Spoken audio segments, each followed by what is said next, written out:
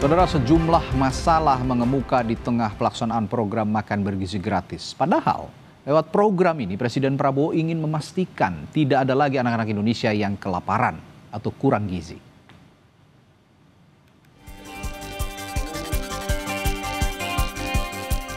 Program makan bergizi gratis andalan Presiden Prabowo Subianto sudah berjalan selama 4 bulan. Kepala Badan Gizi Nasional Dadan Hindayana mengklaim sudah terdapat 1.000 lebih satuan pelayanan gizi di 38 provinsi dan melayani minimal 3 juta penerima manfaat. Namun di tengah pelaksanaannya, masalah muncul soal pembayaran terhadap mitra dapur MBG, termasuk dugaan penggelapan dana. Presiden Prabowo memastikan persoalan ini akan diurus pemerintah. Penggelapan? Ya, dana MBG masih diurus sama Polres Jakarta Selatan. Nanti saya cek, ya, saya belum tahu. Sudah ditangani. Oh ya? Jadi ada tanggapan mungkin Pak, udah ada informasi yang diterima oleh Presiden? Oh ya, belum. Belum terima. Belum. Pasti diurus.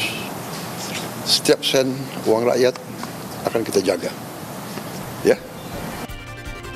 Guna mengatasi kisruh pendanaan, Kepala Badan Gizi Nasional Dadan Hindayana bilang pihaknya akan memberikan uang muka sehingga belanja untuk program makan bergizi gratis tidak menggunakan uang pribadi mitra. Di mana kami tidak lagi menerapkan sistem reimburse. Mulai pertengahan bulan ini kami sudah mengirimkan uang muka dan bahkan untuk satuan-satuan pelayanan pemenuhan gizi baru yang akan operasional baru boleh jalan kalau uang muka dari Badan Gizi sudah masuk ke dalam rekening bersama tersebut, sehingga uang yang digunakan untuk belanja dan lain-lain adalah uang Badan Gizi Nasional, bukan uang mitra. Namun kuasa hukum salah satu mitra dapur MBG mengaku kliennya masih beroperasi menggunakan dana pribadi dan belum menerima pembayaran dari yayasan. Kerugian yang diderita kliennya hampir menyentuh 1 miliar rupiah. Sampaikan sampai saat ini dapur SPPG Kalibata masih berjalan, namun berjalan dengan dana pribadi. Jadi dari Kamis kemarin sampai hari ini itu masih berjalan dengan dana pribadi.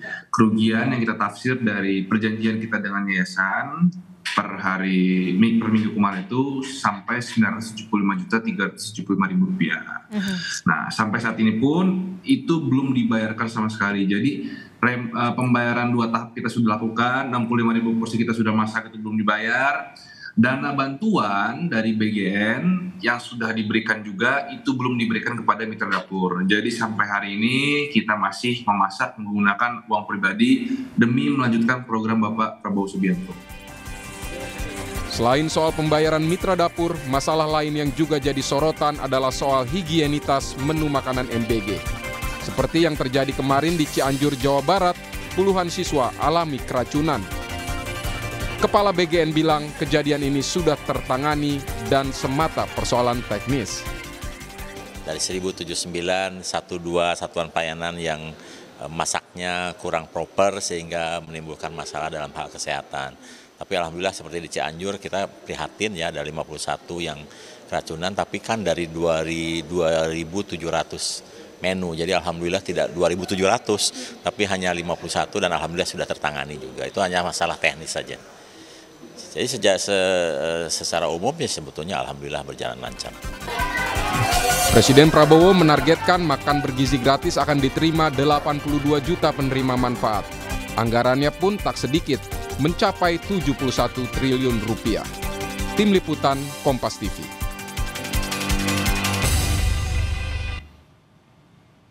Sementara itu, program makan bergizi gratis mulai dilaksanakan di Kota Jayapura, Papua. Di hari kedua pelaksanaan program MBG, siswa mempertanyakan tidak adanya susu di paket menu, seperti di hari pertama kemarin.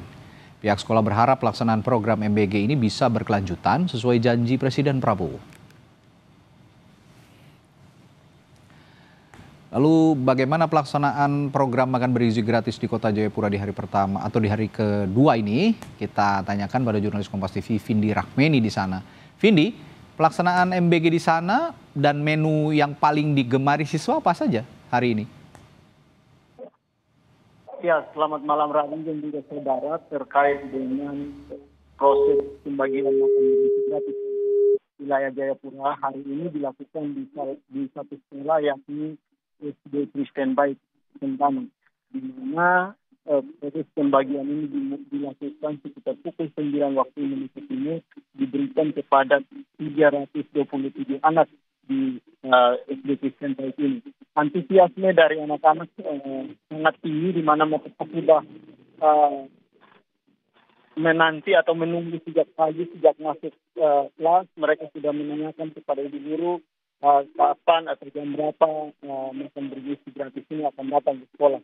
Dan ketika datang, mereka sangat antusias untuk menerima makan bergizi gratis di sekolah mereka. Oke, mengenai menu yang diberikan kepada para siswa, apakah ada keluhan atau para siswa menyukainya, menu yang disajikan hari ini, Vindi? Ya, memang tadi pagi dari pantauan kami di Sekolah Kristen Baik ini ada beberapa siswa yang mempertanyakan menu yang disediakan hari ini cukup berbeda dengan hari pertama kemarin. Karena hari pertama kemarin disediakan nasi, kemudian ada ayam, susu dan buah. Nah, untuk hari kedua ini menu yang disediakan adalah nasi, buah, kemudian sayur, ikan dan tanpa ada susu, sehingga ini menjadi atau dipertanyakan oleh para siswa sebagai penerima dan juga guru di sekolah. Mereka mempertanyakan mengapa untuk hari ini tidak ada susu seperti itu. Mereka berharap bahwa setiap menu yang diberikan kepada anak-anak ini konsisten diberikan sesuai dengan kebutuhan para siswa ini. Baik, terima kasih laporan langsung Vindi Rakmeni langsung dari Kota Jayapura, Papua. Saudara, di tengah pelaksanaan program makan bergizi gratis muncul sejumlah masalah. Bagaimana langkah pemerintah mengatasi hal ini? Kita akan bahas bersama politisi Partai Gerindra Hendar Samarantoko dan anggota DPR Komisi 9 dari fraksi PD Perjuangan, Edi Wuryanto. Selamat malam, Bapak-bapak. Selamat malam. Selamat malam, Mas. Ya, saya ke Edi dulu, Pak Edi. MBG ini sudah berjalan 4 bulan lah kira-kira ya. Tapi soal pembayaran mitra dapur ini mengemuka, terutama saat kejadian atau kasus yang mengemuka di Kalibata, Jakarta Selatan. Sejauh ini Anda evaluasi terhadap hal ini, Pak Edi? Oh ya. Komisi 9 harus memastikan seluruh mitra BGN, yayasan itu harus diperhatikan dengan baik ya, terutama soal anggaran, karena ini kan yayasan anggaran yang dimiliki juga sangat terbatas. Dia harus menyediakan sarana dapur, peralatan dapur, alat makan, mobil, transportasi. Beban mereka tinggi. Sementara di fase-fase awal ini ya Anda ketahui dia harus menyediakan makanan beberapa hari, bahkan minggu, bahkan ada yang 2 minggu. Tentu ini menjadi beban yang berat bagi yayasan. Nah, ya saya memahami lah, karena anggaran ini kan baru digedok Komisi 9 itu Januari ya. Februari, Maret persiapan, dan kami sudah koordinasi dengan BGN awal April ini anggaran sudah mulai lancar. Maka yang disampaikan oleh Kepala BGN tadi benar. Yang kemarin itu modelnya reimburse gitu ya.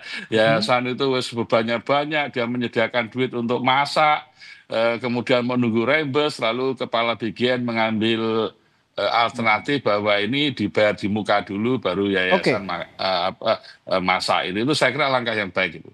Tapi tadi di berita pengantar, Pak Edi, kita juga masih dengar pengacara dari mitra ini mengatakan bahwa belum ada pembayaran sampai saat ini. Ini juga yang jadi hambatan katanya untuk melaksanakan program MBG di hari-hari kemudian. Memang Komisi 9 tidak menyarankan yayasan bermitra ya, karena konsepnya kan dapur. Jadi mitra utama BGN itu dapur, lalu BGN menempatkan 3 orang di situ ya. Terlalu banyak sub begitu ya jadinya ya. Ahli gizi, lalu ahli keuangan untuk menjamin semuanya berjalan lancar. Tapi di fase awal memang tidak bisa dipungkiri, yayasan akhirnya mengajak lagi mitra catering. Nah kalau catering ini berarti kan mitranya tambah. Nah persoalan di Kalibata itu kan BGN sudah transfer kepada yayasannya yang belum menyelesaikan kewajibannya kepada catering. Nah, oleh karena itu kalau terlalu banyak mata rantai seperti ini, persoalan akan semakin tambah. Maka ke depan Komisi 9 tidak mengizinkan itu penggunaan catering, model catering. Di samping juga kita tidak bisa mengawasi kualitas makanan dimasak oleh catering, maka konsep ke depan ya harus dapur masak sendiri, ada ahli gizinya, diawasi, bahkan Badan POM juga kita libatkan. Ini kan semuanya untuk ekosistem dari hulu hilir persoalan makanan bergizi ini berjalan dengan baik itu. Ya, ini yang juga jadi concern. Saya juga dari kemarin berdialog soal ini, berandai-andai kok bisa banyak sup begitu. Karena kalau banyak sup otomatis tadi banyak yang terpotong sehingga pelaksanaan ke bawahnya akan semakin sempit begitu. Saya akan ke saya ke Pak Endar Sam. Saya mau bertanya soal Presiden Prabowo yang saat ditanya soal permasalahan MBG ini mengaku tidak tahu, katanya Pak Endar Sam. Apa Presiden tidak mendapatkan laporan soal ini? Iya kan harus juga dilihat bahwa setiap persoalan-persoalan minor, ya kan tentunya ini tidak bisa beliau mengkontrol dan mengetahui satu persatu, apalagi berita ini kan berita baru, ya kan. Jadi nggak bisa sampai hal sampai sekecil itu. Itulah fungsi daripada administrasi negara. Fungsi administrasi negara di situ pentingnya ada hal yang berjenjang. Jadi nggak bisa semua presiden. Tapi kan ini program prioritas, program utama, seharusnya presiden tahu dong, dilapori juga kalau memang ada masalah, Pak Endar Sam. Iya, nggak seharusnya tahu juga. Kalau sistem kayak gini, bahkan masalah ini kan masalah isu-isu kecil. Maksud saya begini ya, kita harus tahu sama-sama ini kan tujuannya ini program mulia dari Pak Presiden untuk mengentaskannya. Tapi harus dilihat tantangannya, challenge ke depannya kan masalah teknis sudah pasti. Jadi saya himbau kepada teman-teman, jangan sampai ya kan ini kan ada hal-hal yang harus disupervisi ke depan. Itu pasti nggak akan ada yang sempurna. Ya, tapi hal-hal minor ya kan dalam pelaksanaan teknis ini jangan juga menutupi hal-hal yang sifatnya keberhasilan. Contoh ya kan keberhasilan lain daripada MBG yang sudah berjalan lancar ini tertutupi dengan hal-hal yang sifatnya minor ini. Gitu loh. Jadi ini kan kita harus berimbang lah, ya kan. Bagaimana kalau kita pastikan contoh ada keracunan, ada 50 pasti kan akan ada. Saya kasih tahu ya, bukan hanya keracunan, akan ada makanan basi. Tapi jangan itu yang terus dikorek, ya. Ketika ada 50 makanan basi, tapi ada 2.000 makanannya tidak basi. Tapi apakah makanan 2.000 makanan tidak basi ini menjadi menjadi spotlight daripada teman-teman media contohnya. Kan gini nggak imbang kita melihatnya. Tapi apakah itu akan jadi bahan masukan? Pasti nggak akan jadi bahan masukan. Tugas Pak Edi dengan teman-teman yang lain kan untuk melakukan hal tersebut. Kami sebenarnya dari media juga memberitakan makanan-makanan bergizi yang terdistribusi dengan baik. Seperti contohnya yang tadi saya bacakan di Papua, misalnya di Jayapura, ini tidak ada komplain sama sekali, meskipun ada minor kurang susu katanya, tapi semua happy, semua bahagia. Tapi balik lagi ke poin tadi, kalau memang ada yang keracunan atau ada masalah-masalah dugaan penggelapan dana atau sebagainya, ini kan bagian dari pengawasan begitu, Pak Endar Sam. Harus diketahui program ini baru berjalan berapa bulan, ya kan? Bukan berapa tahun. Tentunya dalam masalah-masalah tataran teknis pasti ada trial dan error, itu sudah pasti ada. Itu merupakan tantangan. Tugas kita bersama ya kan untuk mensupervisi ini Pak Edi dan teman-teman di Senayan, ya kan bagaimana juga dengan Pak Dadan dan kawan-kawan untuk melakukan ini, sehingga oleh karena itu di satu titik dan di satu fase tertentu mendapatkan formulasi yang tepat. Jangan salah, negara-negara lain yang sudah menjalankan ini berpuluh-puluh tahun saja, itu masih banyak hal-hal yang perlu diperbaiki terus, ya kan? Apalagi kita baru berjalan berapa bulan, kan gitu. Ya kan? Jadi maksud saya kita harus melihatnya, jangan bad news is a good news, ya, bahwa keracunan itu dijadikan seolah-olah good news sehingga itu saya tidak nyaman dengan hal-hal seperti itu.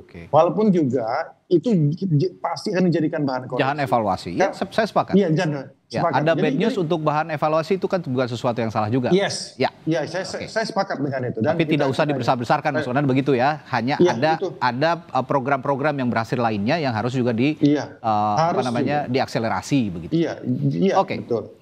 Saya balik lagi ke Pak Edi. Pak Edi, saya ingin masuk ke kemampuan fiskal kita untuk melaksanakan program makanan bergizi gratis ini. Kalau melihat anggaran besarnya begitu, ini kan untuk sekitar kalau saya tidak salah sekitar 90-an juta ya, kalau saya tidak salah.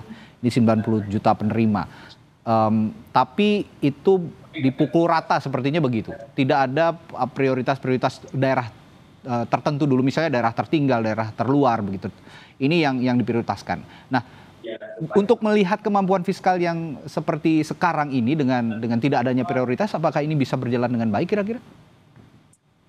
Anggaran yang tersedia di 2025 71 triliun untuk 5.000 dapur, sekitar 5.000 dapur kali 3.000 15 juta lah ya. Oke, saya koreksi 19 juta penerimanya ternyata, maaf.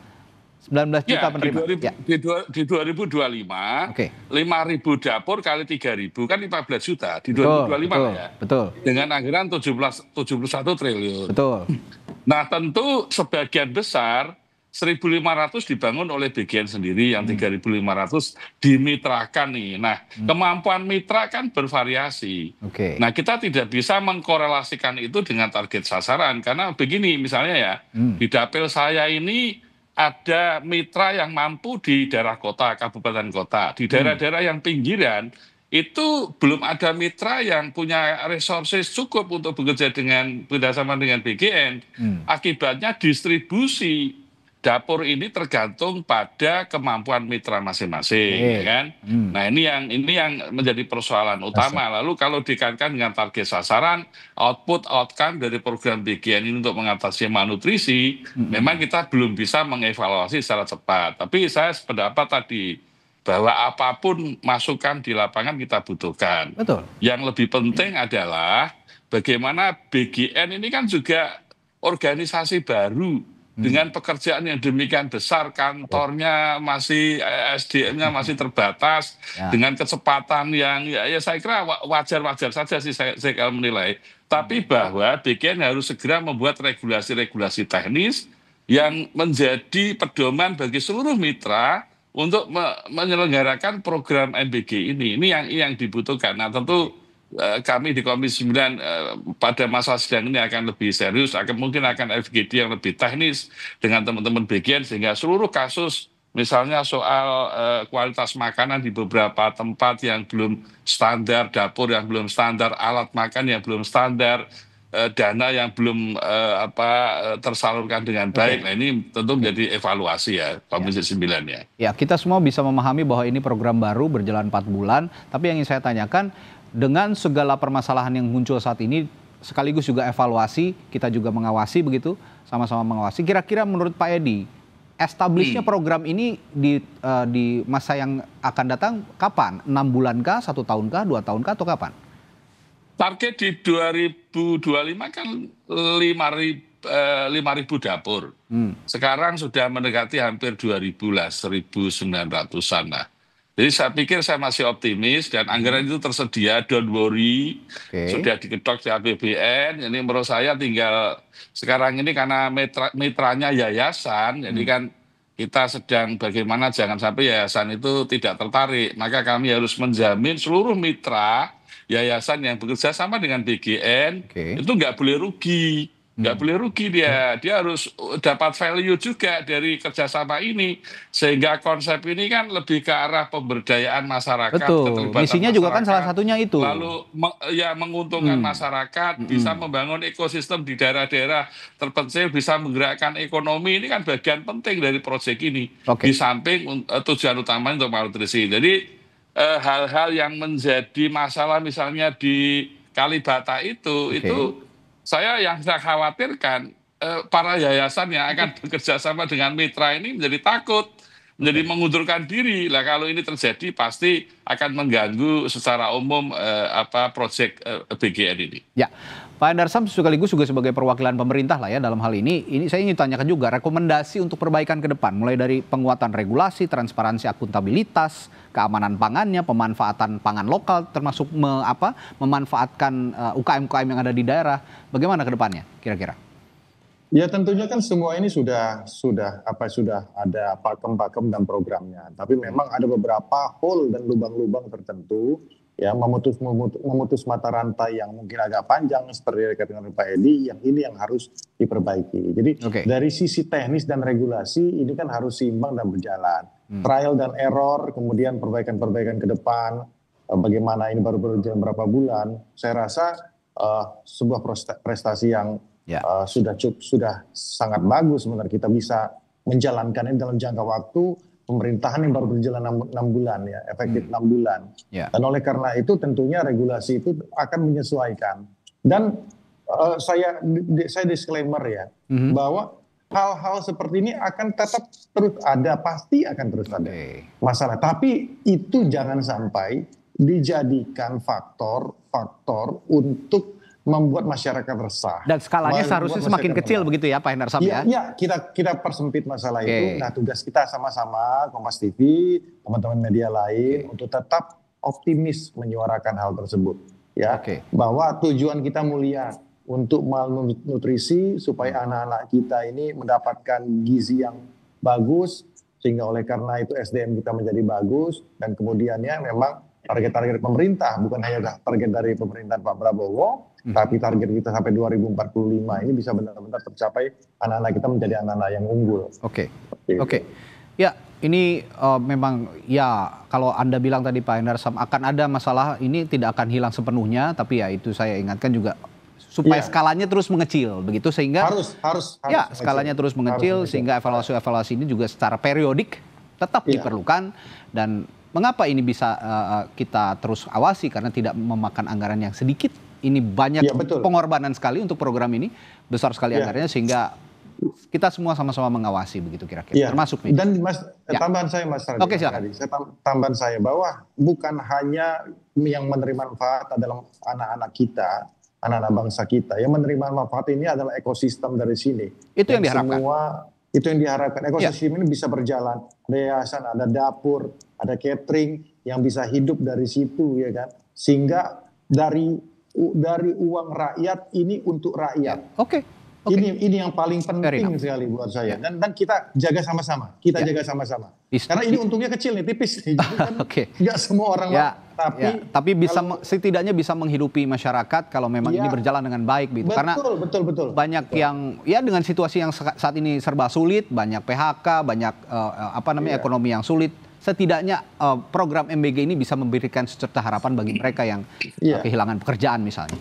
Baik, terima kasih Pak Hendarsam, Pak Edi telah bergabung di Sapa Indonesia malam hari ini. Perspektifnya juga sangat berharga untuk sama-sama kita pelajari. Selamat malam, sampai jumpa lagi.